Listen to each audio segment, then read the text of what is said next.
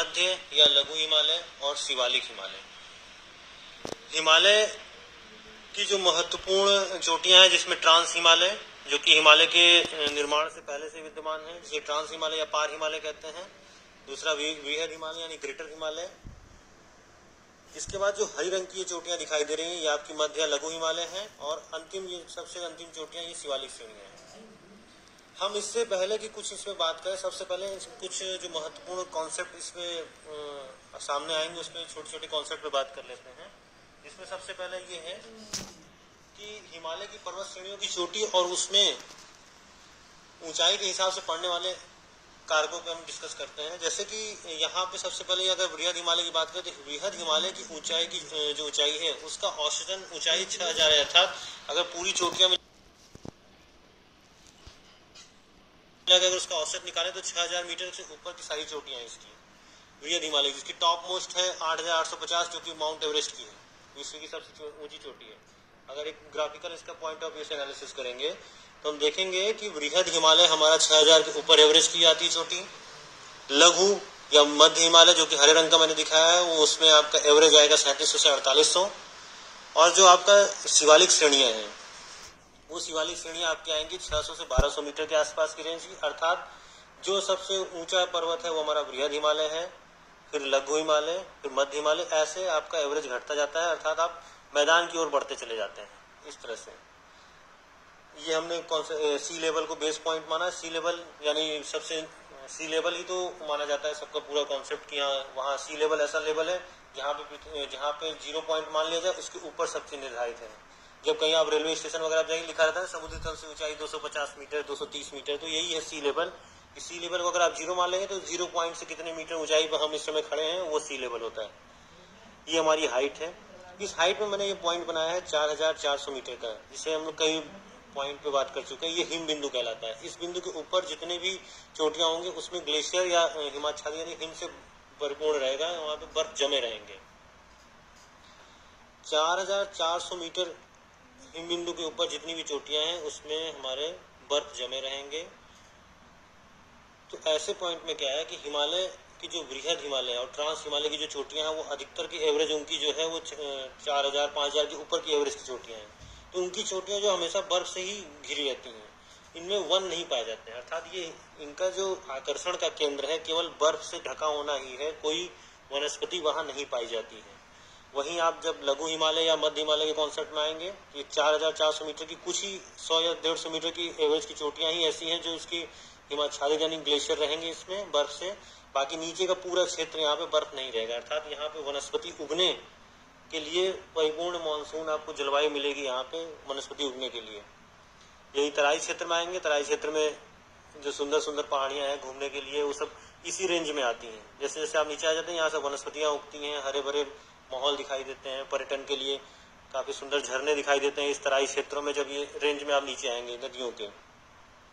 ये कॉन्सेप्ट है शिवालिक का, लघु हिमालय का और वृहद हिमालय का। ये आगे चल के बहुत ज्यादा यूज होगा इसका।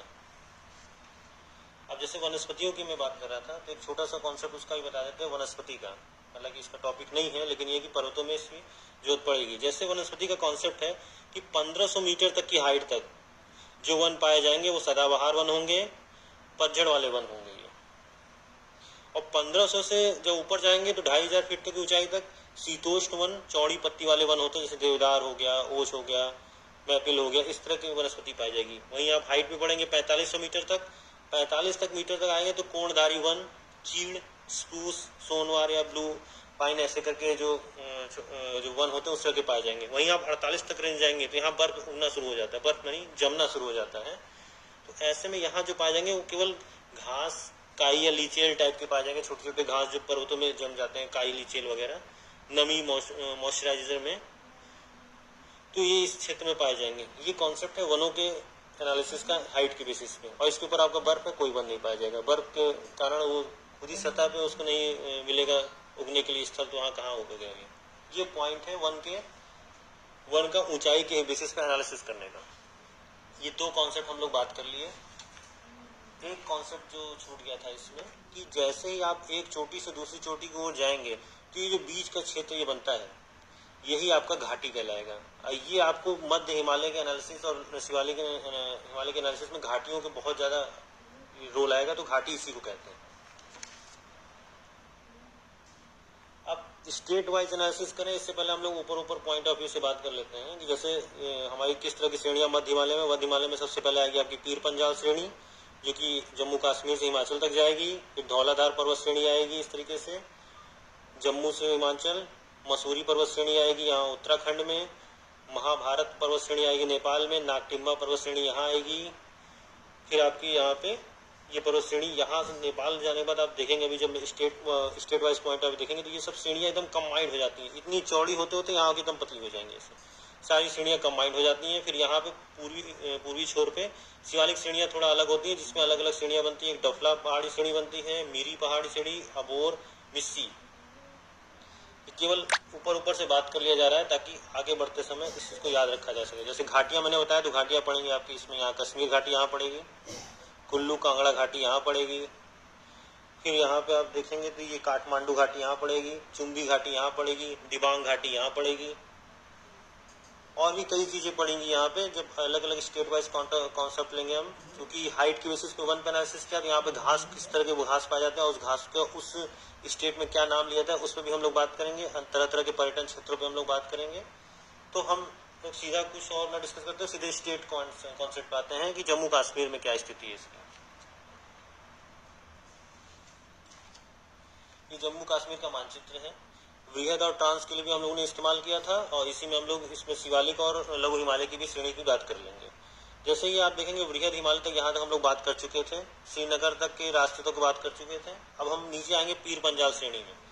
पीर पंजाल श्रेणी ही लघु और मध्य हिमालय की श्रेणी यहाँ से आती है। पीर पंजाल शुरुआत में सबसे पहले, फिर आएगी धौलाधार पर्वत श्रेणी। पीर पंजाल श्रेणी में ही सबसे फेमस जो है पुराना दर्रा है, पुराना मतलब जो जवाहर सुरंग के रूप से फेमस था, वो बर्निहाल दर्रा इसी में है, पीर पंजाल श्रेणी में। जवाहर सुरंग जो कि 2832 मीटर पे है।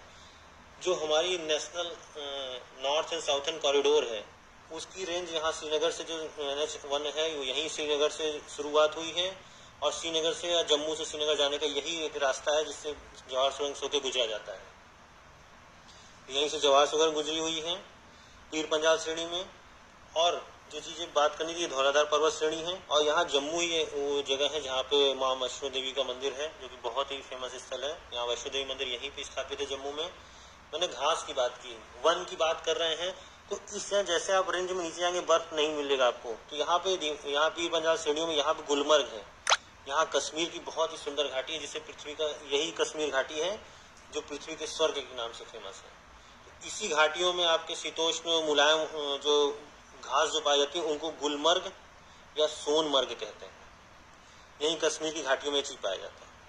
और इन्हीं घाटियों से होकर ये देखिए झेलम नदी यहाँ से निकली हुई है। ये बेरीनाग के समीप यहाँ शेषनाग झील है, यहीं से श्रीनगर से होते हुए गुलमर्ग से होते हुए ये झेलम नदी यहाँ से नीचे गिर गई है।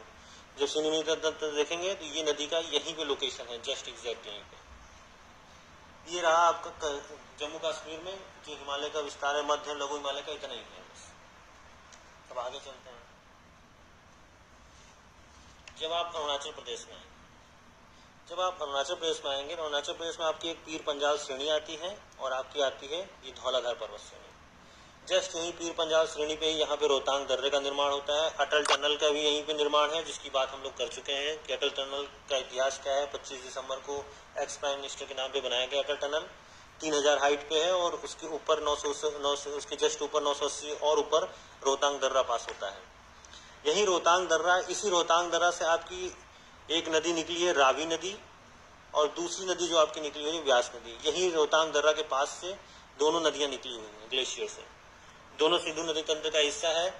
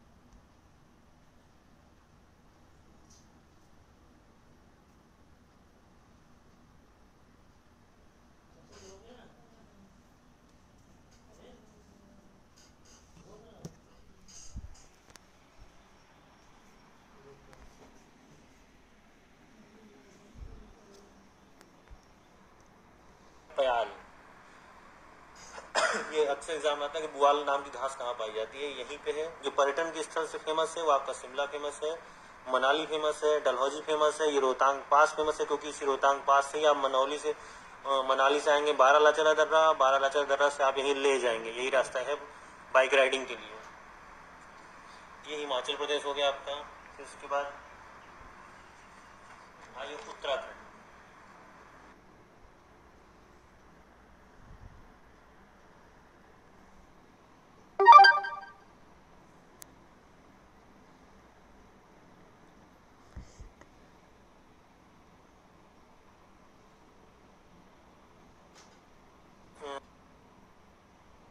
सबसे फेमस क्षेत्र है आपका हिमाचल प्रदेश हो गया आपका।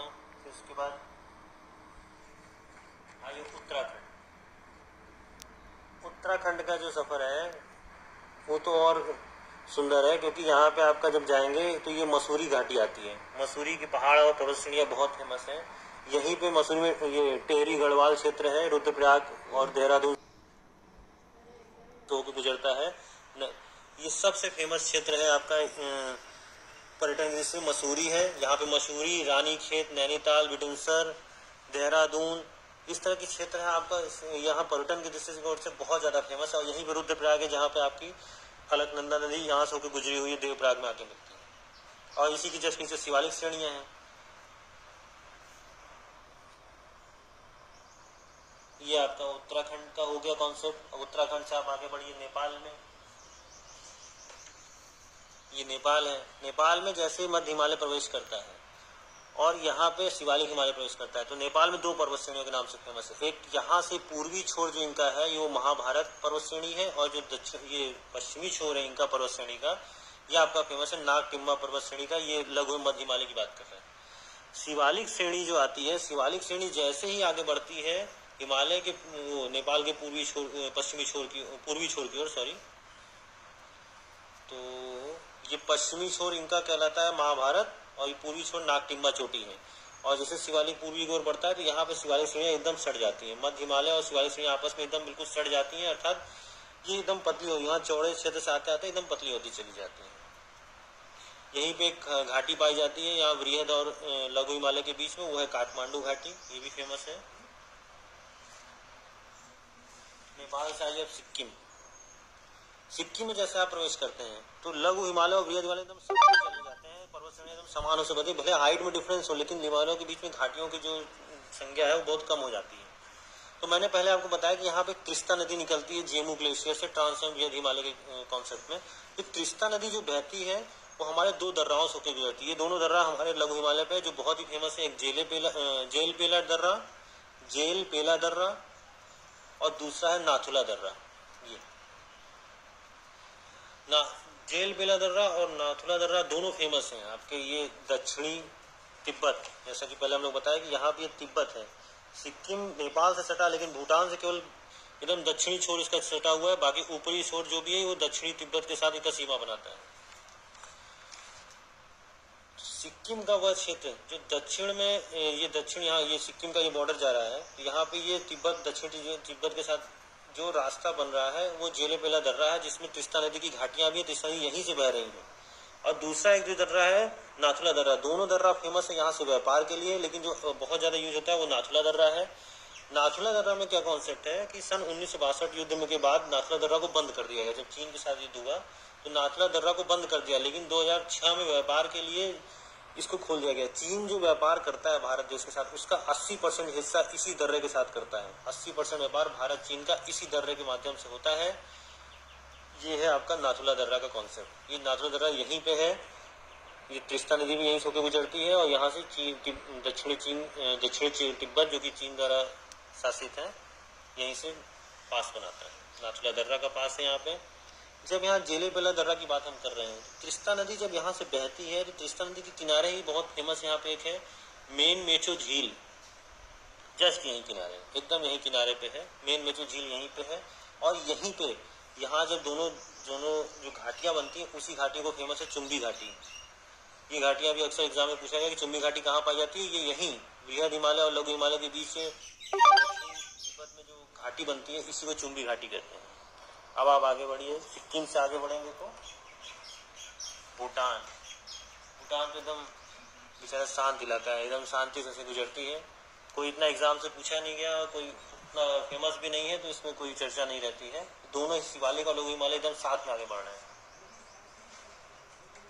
अब आप जैसे आप भूटान के आगे बढ़ेंगे अरुणाचल प्रदेश में जैसे ही आप प्रवेश करेंगे तो बृहद हिमालय ऐसे चला गया है और मध्य हिमालय